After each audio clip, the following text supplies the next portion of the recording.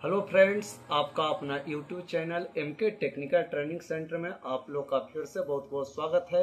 देख सकते हैं क्या है, वोल्टास कंपनी का इन्वर्टर टाइप विंडो एसी है। इसका वायरिंग आज आपको हम बिल्कुल जीरो लेवल में, यदि आप वीडियो को अंत तक देख लेते हैं तो किसी भी कंपनी का इन्वर्टर विंडो एसी रहेगा, इसको वायरिंग करना आपको किसी प्रकार की समस्या नहीं होगा। सबसे पहले देख रहे हैं, यही आपका पीसीबी का बॉक्स है। ये आपका डिस्प्ले होते हैं, जो अगला जो कवर होते हैं इस पर सेट किया हुआ रहता है। सबसे पहले इसको हम पीसीबी का सिस्टम को पूरे निकालते हैं। पूरे वायर को हम देख रहे हैं कि पूरे वायर को हम यहाँ से खोल देते हैं। देख रहे हैं कि यह कैपेसिटर के भी एक वायर है, यहाँ से हम निकाल देते हैं। पूरे वायर को हम निकालने के बाद आपको हम वायरिंग करके दिखाते हैं कि किस तरीका से इसका पीसीबी का वायरिंग किया जाता है, और एक बार में आपको आसानी से समझ में भी आ जाएगा। देख रहे हैं कि यहाँ से भी हम इसको बाहर निकाल देते हैं। देख रहे हैं कि पूरे वायर को हम खींच रहे हैं, ये सारे वायर को। इसके बाद देख रहे हैं यहाँ से रिले हो गया, यहाँ से इस पूरे को हम निकाल देते हैं। देख रहे हैं कि इसके अंदर से जो बॉक्स होते हैं, इसमें 3 सिस्टम रहते हैं। सबसे पहले दिखाओ, ये कंप्रेसर हो गया, ये ब्लोअर फैन हो गया, और यहाँ पे दिखाइए स्विंग मोटर हो गया। अर्थात कंप्रेसर से 3 वायर होंगे, ब्लोअर फैन से 6 वायर होते हैं, और स्विंग मोटर से 2 वायर निकले हुए होते हैं। और इसमें देख रहे हैं कि सबका जिसमें 3 2 5 वायर आपको दिखाई पड़ेगा, ये आपका ब्लोअर फैन का होगा, जिसमें देख रहे हैं कि 2 वायर दिखाई पड़ेगा, ये स्विंग मोटर का होगा। और 3 वायर जो मोटे मोटे दिखाई पड़ेंगे, यह हमेशा कंप्रेसर के होते हैं।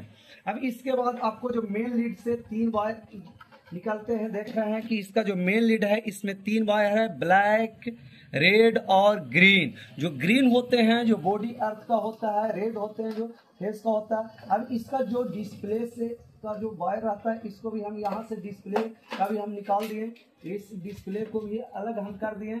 अब देख रहे हैं कि उतना सारा हमारा पीसीबी है, इसका वायरिंग हम किस तरीका से करेंगे। सबसे पहले देख रहे हैं कि जो बड़े जो पॉइंट होते हैं, यह रिले का होता है। यहाँ पे न्यूट्रल लिखा हुआ रहता, देख रहे हैं कि न्यूट्रल 1 से इन कराते हैं, 3 से हम न्यूट्रल प्राप्त कर सकते हैं। यहाँ पे लिखा है लो मीडियम हाई स्विंग, यहाँ पे लो मीडियम हाई स्विंग का होता है।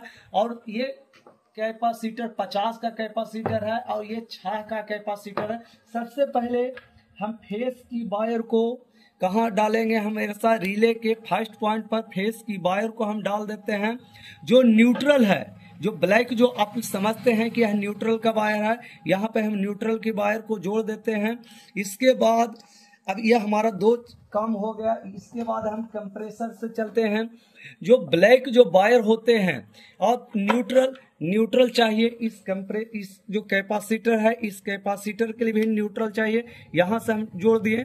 अब ये हमारा जो वायर है ब्लैक वायर को रिले के फर्स्ट पॉइंट पर हम जोड़ देते हैं। देख रहे हैं कि रिले के फर्स्ट पॉइंट पर ब्लैक को जोड़ दिए। अब 2 वायर बचा हमारा, एक ब्लू बचा, एक रेड बचा। जो ब्लू होते हैं, यह कैपेसिटर का स्टार्टिंग को दर्शाता है, यहाँ पे हम ब्लू को जोड़ दिए। जो एक रेड बचा, इसको रेड कंप्रेसर को चालू करने के लिए न्यूट्रल की आवश्यकता पड़ती है, यहाँ से हम इसको कंप्रेसर के लिए हम एक वायर को यहाँ से जोड़ दिए। अब इसमें देख रहे हैं कि 2 पॉइंट और बचा हुआ हमारा है, इसमें 2 पॉइंट अच्छी तरीका से बचा हुआ है। अब समझेंगे कि अब जो स्विंग मोटर को भी चलाने के लिए फेस और न्यूट्रल की आवश्यकता पड़ती है। तो यहाँ से देख रहे हैं, इसका जो न्यूट्रल है, यहाँ से हम किसी पॉइंट से हम न्यूट्रल को भी दे देते हैं।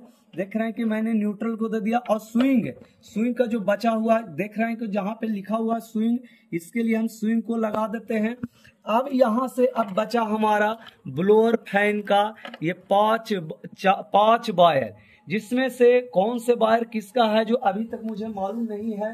अब हम जानते हैं कि जो लाल होते हैं, जो रेड वायर होते हैं, लो का होता है, इस पर लो पर हम लगा दिए।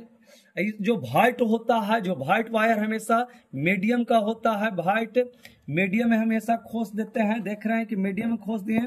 और जो ब्लैक होते हैं, ये हाई को दर्शाता है। और जो ब्लू होते हैं, जो कॉमन, हमेशा किसी भी सिस्टम को जो ब्लू वायर रहेगा हमेशा कॉमन का रहेगा, तो इसके पॉइंट पर हम कॉमन का भी लगा दिए। एक वायर जो बचा हमारा देख रहे हैं ये कैपेसिटर के लिए, यहां से हम कैपेसिटर के लिए एक वायर को जोड़ देते हैं। अब इस कैपेसिटर में भी न्यूट्रल आएगा कहां से, या जो कॉमन है कॉमन से भी इसका पॉइंट को हम लगा देते हैं। देख रहे हैं आसानी से लगा दिए। इस तरीका से किसी भी विंडो एसी या इन्वर्टर विंडो एसी का वायरिंग करना आपको बहुत आसान होगा, इसमें किसी प्रकार की समस्या नहीं। देख रहे हैं कि ब्लोअर फैन को चलाने के लिए 6 माइक्रोफैराड का कैपेसिटर का प्रयोग किया है, इसमें लगा दी। इसके बाद जैसे हम इसमें फेस और न्यूट्रल की सप्लाई जैसे, और ये जो डिस्प्ले बचा, इसका डिस्प्ले जो भी रहता है जो जैक पर आधारित रहता है, इसको यहाँ से हम डिस्प्ले को भी यहाँ से लगा देते हैं ताकि ये सही रूप से कार्य करना शुरू कर देता है।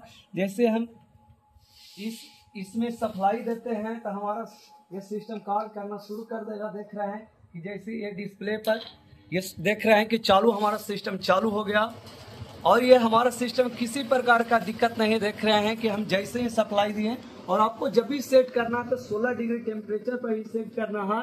इस तरीका से आप किसी विंडो एसी या इन्वर्टर टाइप विंडो एसी का वायरिंग करना आपको बहुत आसान लगा होगा। इसलिए यदि जिन बच्चों को इलेक्ट्रिक का काम सीखना चाहते हैं तो एक बार एमके टेक्निकल ट्रेनिंग सेंटर में आकर सभी प्रकार के इलेक्ट्रिक का काम जैसे house wiring, fan wiring, Tullu motor, starter, submersible motor, fridge, deep freezer, washing machine, RO, geyser, mixie, AC, सभी प्रकार का इलेक्ट्रिक का काम सिखाया जाता है। वीडियो देखने के लिए बहुत बहुत धन्यवाद।